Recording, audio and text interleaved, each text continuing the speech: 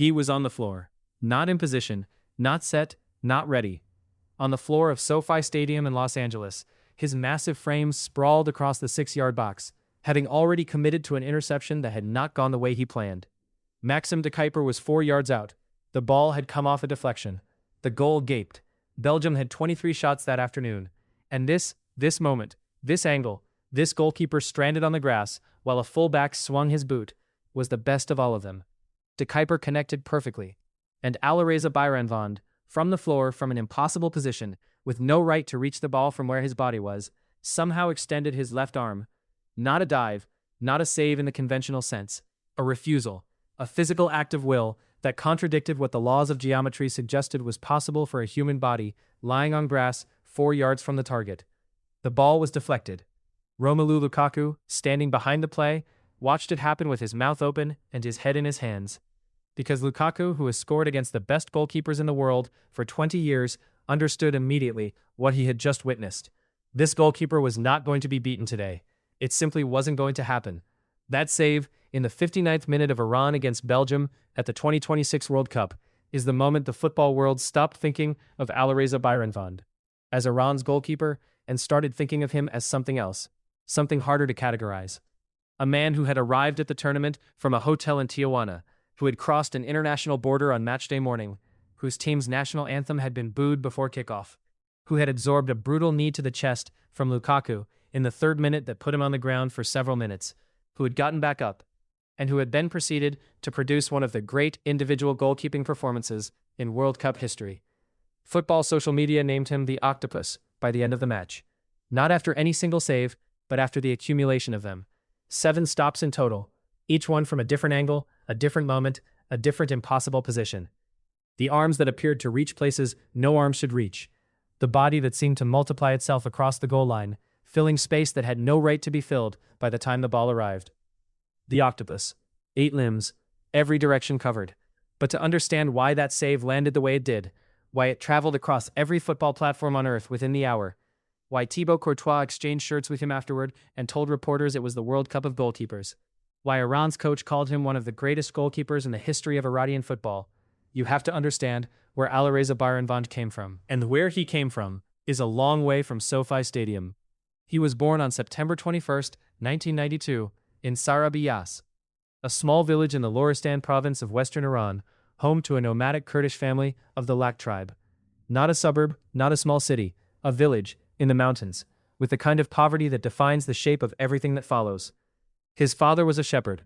The family moved with the seasons, settling eventually in the village, when Beiranvand was around 12. And in those hills, in the years before anyone outside his immediate community knew his name, he played a game called Dalparan, a local throwing competition. Children and young men hurling rocks as far as they could across the mountain landscape, seeing who could reach the furthest point, developing the shoulder strength and the arm mechanics that come from years of throwing heavy objects for distance. He did not know, in those hills, that he was training for something. He did not know that the arm strength he was building while throwing rocks over the mountains of Loristan would one day put him in the Guinness World Records. He did not know any of it. He was a shepherd's son throwing rocks, because that is what you did in Sarabiyas. He started in goal because of an injury to a teammate. He was a striker first. Playing for a local club, the goalkeeper got hurt, and Beiranvand put on the gloves. He never took them off. His father saw no future in it. That is the understatement around which the entire Beiranvand story is built. His father did not simply discourage him, he actively dismantled the dream. One day, he took Alireza's goalkeeping gloves and his kit and tore them apart. Not a metaphor. Literally destroyed the equipment that his son needed to pursue the thing he had decided was worth pursuing. A father telling a son, in the most physical way available to him, that this was not going to happen. Beiranvand packed a bag and got on a bus to Tehran. He was a teenager. He had no money, no connections, no one waiting for him in the capital. What he had was the address of a club he wanted to train with, and the specific determination that distinguishes people who succeed from impossible circumstances from people who don't. Not talent alone, not ambition alone. The willingness to endure the specific, grinding, unglamorous difficulty that separates the starting point from the destination. When he arrived at the club, they offered him a training place. They did not offer him accommodation. So Beiranvand slept outside the gates. Not for a night, for weeks. The floor outside a football club in Tehran, because it was close enough to training to make the morning possible. and because there was nowhere else to go. Eventually he found work. A car wash, where his 6'4" frame was useful for reaching the roofs of SUVs. A dressmaking factory, sleeping in the back room when the owner of the machinery wasn't there. A pizza shop at night, working to earn the right to sleep in the building when his shift ended. Each job a temporary solution to a problem that kept recurring. Each solution a way of staying close enough to the game to keep going. A coach at NAV Tehran spotted him. Not the senior coach, the under-23 coach. An invitation to come back, to train properly, to be part of something with some structure. Beiranvand took it. He made his debut for NAV's senior team in 2011. He was 19 years old. 4 years earlier he had been sleeping outside a club's gates with nowhere to go. The career that followed was built on the same foundation as those years in Tehran. Not the overnight success story that gets told with a clean arc and a satisfying ending. The messy, incremental, setback and recovery story that is the actual shape of most remarkable careers. He broke through at NAFT. He moved to Persepolis, one of Iran's biggest clubs, and spent nearly a decade there. He won 6 Persian Gulf Pro League titles. He set records for minutes without conceding. He won 3 consecutive Golden Gloves in the Iranian Domestic League. In 2016, during a World Cup qualifying match against South Korea at Tehran's Azadi Stadium, he threw a ball from his own penalty area. Not kicked. Threw. The ball traveled 61 meters and 26 millimeters, from one box to the final third of the pitch. The Guinness World Records organization confirmed it. Longest throw of a ball in a competitive professional football match. He had been training for that throw his entire life in the mountains of Loristan. Throwing rocks with his friends over the valleys of Sarabi Yas. Playing Delparan. Building the shoulder strength that would one day rewrite a record book. 3 years later, playing for Persepolis, he set another record. Longest drop kick in professional football history. 78 meters and 14 millimeters. The ball launched from one end of the pitch toward the other, with an arc and a distance that most goalkeepers cannot physically achieve. 2 Guinness World Records, held simultaneously, by a man who used to sleep outside football clubs because he had no other option. And then came Russia 2018, the moment that until last Sunday was the moment most football fans who knew Beiranvand's name associated with it. Iran versus Portugal. Group B. Cristiano Ronaldo, at 33 years old, still playing at a level that produced fear in every goalkeeper he faced. Awarded a penalty in the 53rd minute. Ronaldo stepped up. Iran's goalkeeper, the man from Sarabi Yas, the man who had slept outside club gates, the man with 2 Guinness World Records for throwing and kicking a ball further than anyone else in professional football, stood on his line. Ronaldo struck it. Beiranvand dived left, reached it, saved it. Iran held Portugal to a 1-1 draw. Beiranvand became, in that moment, an international sensation. Not just in Iran, where he was already a hero, but across the football world, where people were only beginning to understand the combination of physical gifts and psychological resilience that made him what he is. But 2022 told a different story. Qatar, England. A collision with teammate Majid Hosseini in the early stages of the match. A head injury that took Beiranvand off the field. Iran lost 6-2. He missed the next match against Wales. He came back against the United States. But the tournament had already been defined by that collision. By the image of Iran's goalkeeper being helped from the field when the game was still young. He had been there and not been there. The body had let him down in the moment it needed to be present. That weight traveled with him to 2026. This is his 3rd World Cup. He is 33 years old.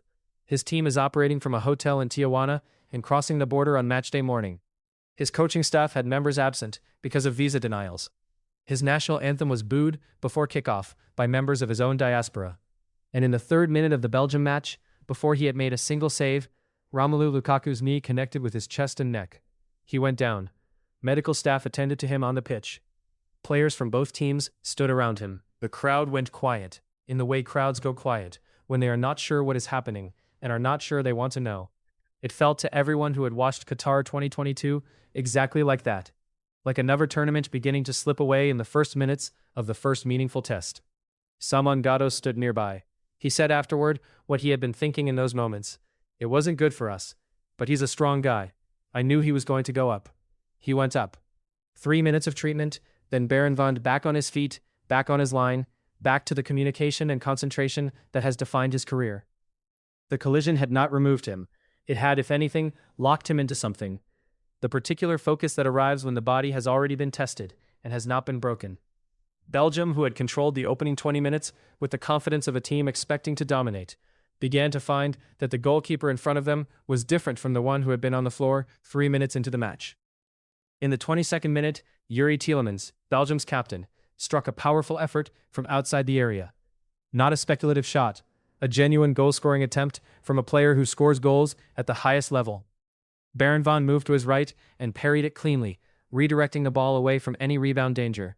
It was a good save, not a spectacular one, a goalkeeper save. Positioned correctly, reading the shot early, hands doing what hands are supposed to do. But the next one was different. Later in the first half, De Kuyper received a perfect chipped ball from Tielemans and volleyed from close range. The technique was immaculate. The connection was clean. The ball was traveling with pace toward the corner of the goal in the way that volleys from close range travel, with the specific combination of speed and angle that gives goalkeepers the fewest possible fractions of a second to respond. Beiranvand blocked it. Belgium's players looked at each other. Not the look of a team that has been unlucky once. The look of a team beginning to understand that something is happening in this match, that their pre-game preparation did not fully account for. Halftime, 0-0. Belgium had dominated possession. They had created chances, and the Iranian goalkeeper had refused to let any of them become a goal. But the match's defining moment was still coming.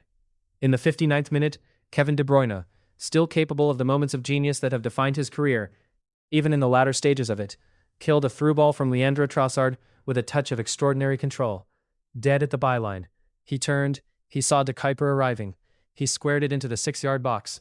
Beiranvand committed to the cross. He came for it and missed it. The ball deflected off Ali Nemati and arrived at De Kuyper's feet, 4 yards from an open goal, with Beiranvand on the floor behind him.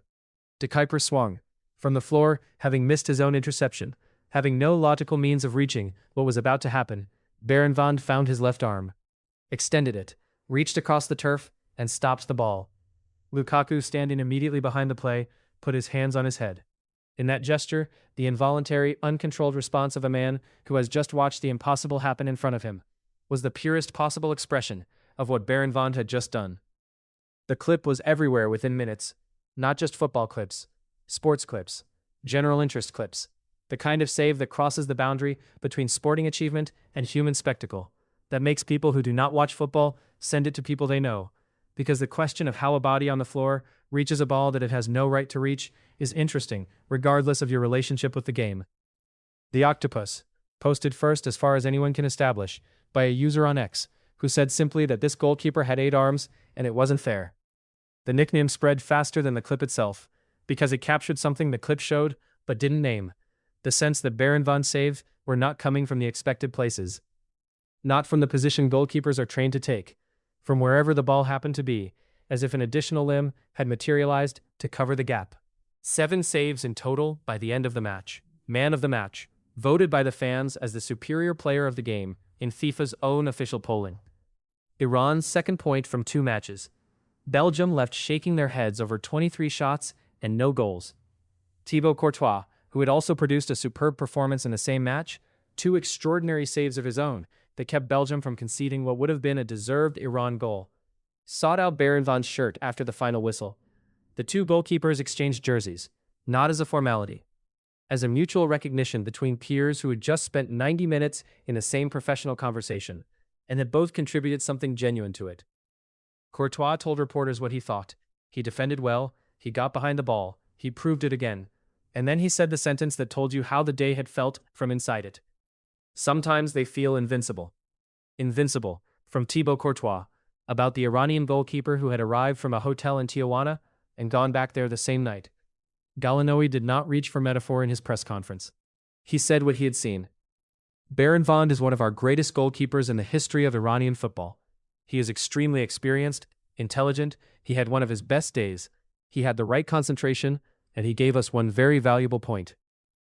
Mehdi Taremi said something more specific. He is a strong guy. In the first game he was a little bit nervous. This game he was more relaxed. He did an amazing job, and we are really appreciative of him because of this point. A little bit nervous in the first game, more relaxed against Belgium. The first game had been New Zealand, Iran's World Cup opener, the match that ended 2-2, the match that had its own pressure and its own noise and its own political complexity. And Beiranvand, in his 3rd World Cup, had been a little nervous, human, present. Against Belgium, something shifted. Whether it was the Lukaku collision in the 3rd minute, the physical jolt that locked him into total presence, or simply the accumulated understanding of what the team needed from him on this specific day in this specific tournament, Beiranvand produced the best 90 minutes of his international career. In his 3rd World Cup, at 33 years old, from a hotel in Tijuana, the Wall of Persia, that is the nickname that preceded the Octopus, the one that others have used for years, the one that captures the most fundamental thing Beiranvand does at his best. He stands between what is coming and where it wants to go. He has been doing that his entire career, not just on pitches, in Tehran, on streets and in factory backrooms, and outside club gates. Standing between the life he was being pushed toward, the stone-throwing game from his childhood in the mountains, the Guinness records that came from an arm trained in the valleys of Loristan before it ever touched a football, the penalty saved from the greatest player of his generation in Russia, the injury that took him out in Qatar, the collision in the 3rd minute against Belgium that should have set the template for another lost tournament, and then the arm from the floor, the save that stopped De Kuiper, the save that Lukaku could not believe, the save that the football world called the best of the tournament so far, the save that earned Iran a point that keeps them alive, keeps them in contention, keeps them one match from the knockout stage of a World Cup they were almost prevented from attending. After the match, after the jersey exchange with Courtois, after the press conference, after the medical check that his chest required, following Lukaku's 3rd-minute knee, Beiranvand boarded the transport back to the border. Back to Tijuana. Back to the hotel. Back to the room where he would sleep before the next training session, and the next matchday preparation, and the next border crossing before the Egypt match in Seattle. The Octopus, going back to Mexico, still unbeaten. What do you think? Is the De Kuiper save the best of this World Cup? And is Alireza Beiranvand's story, from the mountains of Loristan to the floor of SoFi Stadium, one of the great individual stories this tournament has produced? Leave it in the comments. These are the conversations this channel exists for.